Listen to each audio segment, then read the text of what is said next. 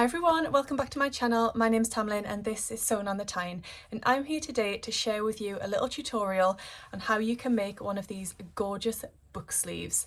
So if you were watching this in November 2024, then you will probably have heard about the A Gift to November challenge run by the fabulous Alison, who is Sew Like Dotty. This is a wonderful challenge which has been running for a couple of years now, and it's all about sewing up gifts for loved ones ahead of the Christmas rush in December. So I'm towards the end of the vlogger tour and there were just a few days left for you to enter the challenge. So I thought I'd come up with a really quick and easy gift that you can make because you've still got time to enter and possibly win prizes.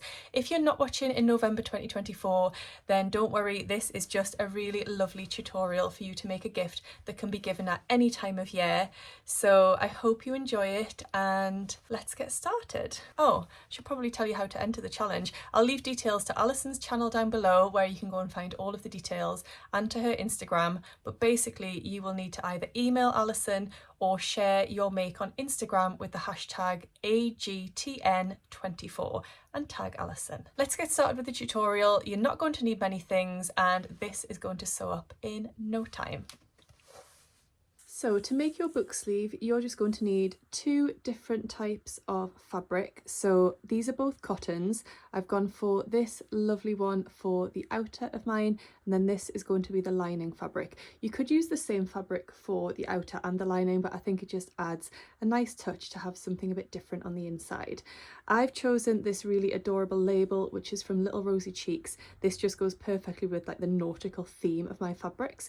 You're also going to need some wadding. So this one is a fusible wadding, and I just picked this up at Hobbycraft. So it's got like the dots on this side which will be fused onto the fabric, and it's nice and soft and squishy. If you don't have access to this, you could just use a sew-in wadding. You could also use scraps of fabric, so something like a sweatshirting or a fleece fabric, you could actually just sew that in. It's just to give it a bit of padding to protect your book.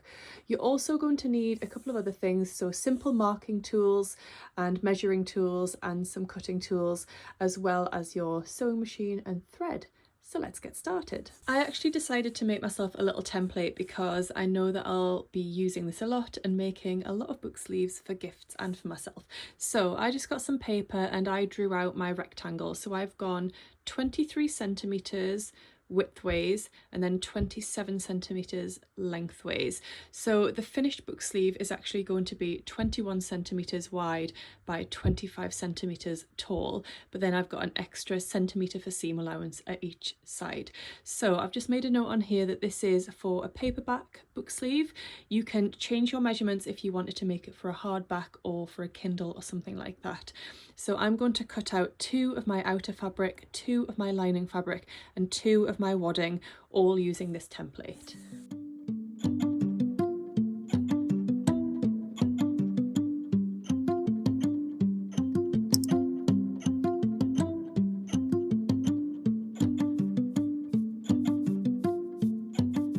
So I'm just here cutting another two of my wadding pieces because I realised my mistake.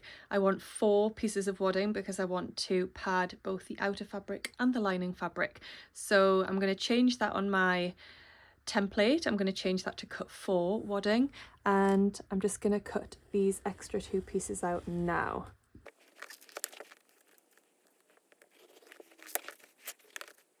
Just to mention that if you use an alternative to wadding, such as leftover sweatshirt fleece or fleece fabric, then it might be a little bit too thick to have that in the seam allowances, so you might want to just make your wadding pieces a centimetre smaller all the way around, and that'll just reduce the bulk in the seams that you sew. I just wanted to interrupt the tutorial for a few moments to remind you of an ongoing partnership I have with the wonderful Serious Readers, who are the sponsors of today's video. Serious Readers produce a range of wonderful lights that really help people, in particular that enjoy reading, but also that enjoy hobbies such as sewing, painting, needlework, or even things like doing jigsaws, anything where colour is involved and the finer detail matters.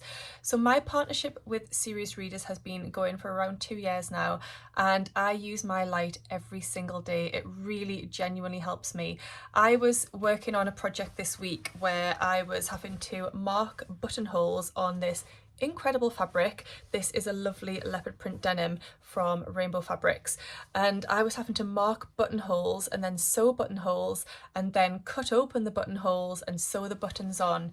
And as you can see, it's quite a busy fabric. My buttons are dark, my thread was black, so it was really tricky to see that detail, but I was able to use my incredible Serious light and pull the arms in really closely so I could have the light directed onto exactly where I needed it, and it just made the world of difference and meant that I could complete that task at around 10 p.m. at night, where usually that time of day would just be completely useless to me because the light would be so poor. I love the Serious light. It's amazing. The daylight wavelength technology that it uses just replicates that daylight spectrum.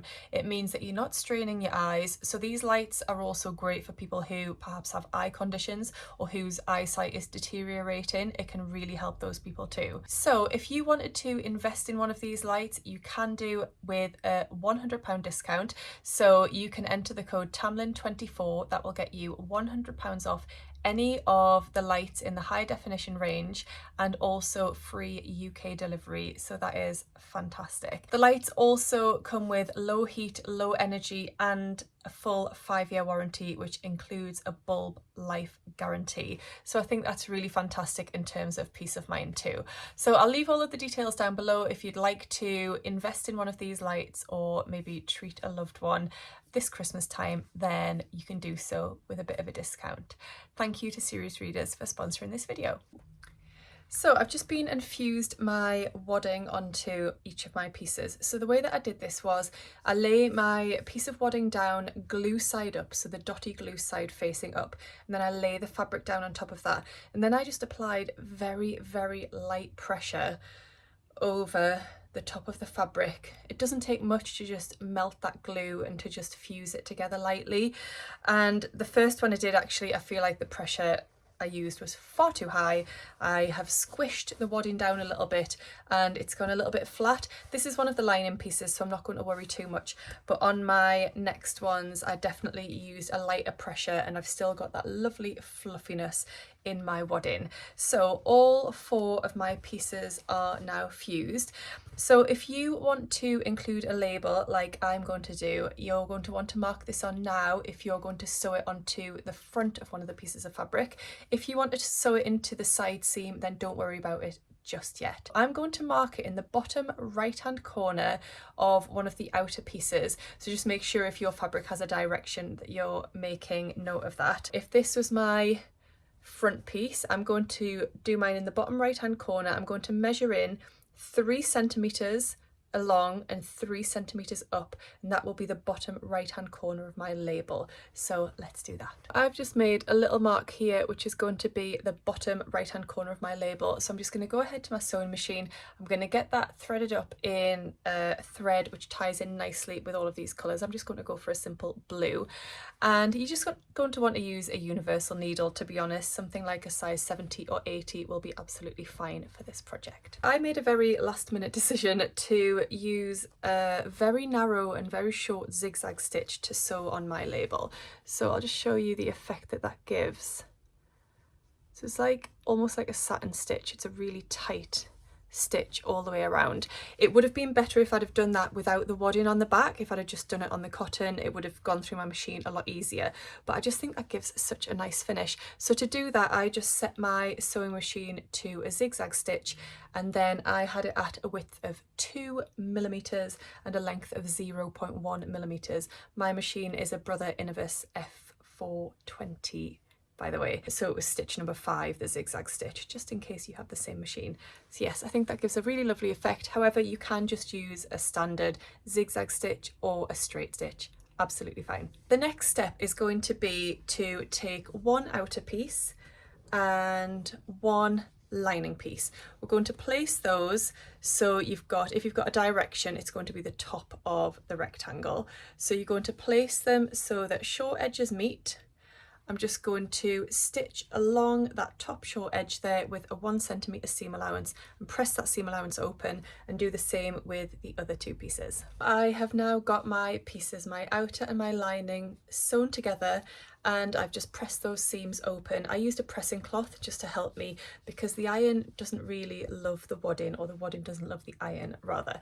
So just a pressing cloth to help press that seam was really useful. So now what I'm going to do is I'm going to place these two pieces together, right sides together, so just make sure it's your outers that are matching and your lining pieces that are matching. I'm going to first match up these seams here and just make sure that they are exactly on top of each other. My preferred method is to use these little clips to join them together, but you might prefer pins. It's entirely personal preference, sewist's choice.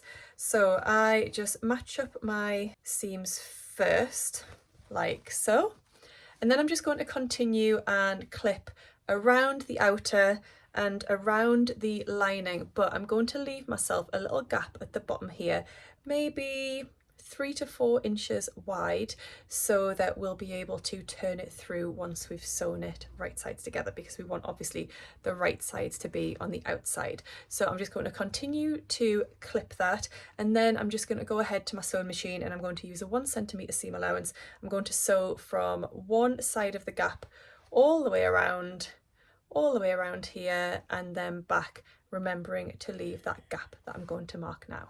That is all sewn now, so I've got my gap here as you can see, and then I've sewn all the way around. I'm just going to trim off my corners, and then I'm just going to turn this whole project through the gap that I've left here. So I'm going to pull it through so it's all right sides out, and then I'll just poke it maybe with a chopstick or a point turner and just poke out the corners so it's nice and neat.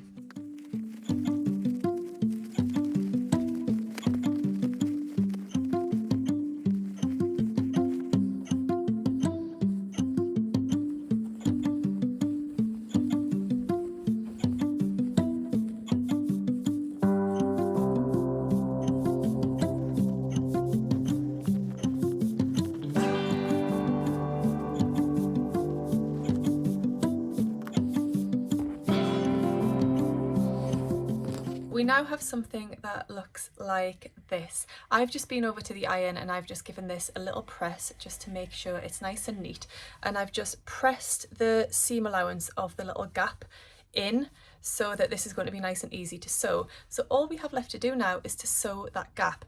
You might like to do that with some hand stitching. I'm just going to do it on my machine because that is my lining. It's going to be pushed to the inside of the book sleeve, so you're never really going to see it. So for quickness and easiness, I'm just going to sew a little line of stitches along there. I am going to change the thread on my machine just so it matches more with this navy lining rather than the thread that I was using for the outer, and that's going to be the last step. I've done that now, and you can see it's actually really neat and tidy. So now all I need to do is open up the outer fabric like this, and I'm just going to push that lining down inside, and this is going to create our lovely book sleeve. So you need to get it sort of all the way down into the corners. If you want at this point, you can go and give it another press, but I don't think this is going to need it. There is an option to make it a little bit, I don't know, tidier around the top. If you want to, you can run a line of top stitching around the top.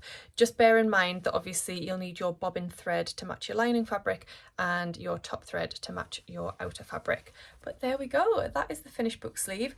All it's left to do is pop a book in there. So I've just picked one from my shelf and I'm just going to pop that inside, and that is perfect. It just makes the most perfect gift.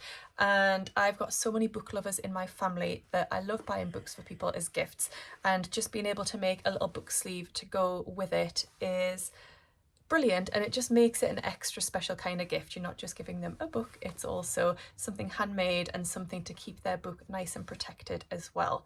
So as you can see, there is quite a bit of room inside this one. This is one of the smaller paperbacks on my shelf. I've picked out a bit of a thicker one, and this one fits really nicely in there as well. The dimensions of this are flexible, so if you preferred a tighter fit, then you could just reduce the width of your rectangles a little bit. You don't want to go too tight though, because then it's going to be a bit of a struggle to push that book inside.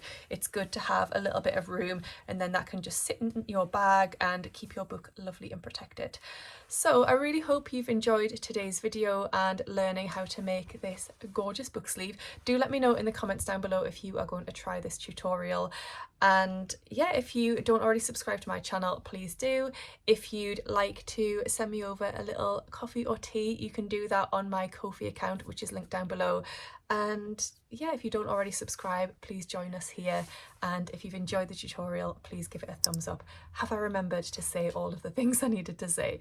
I hope so. I'm really pleased with this, and I know I'm going to make lots more, and I hope you do too. Happy sewing. See you next time. Bye. Let's get started with the tutorial because we don't need much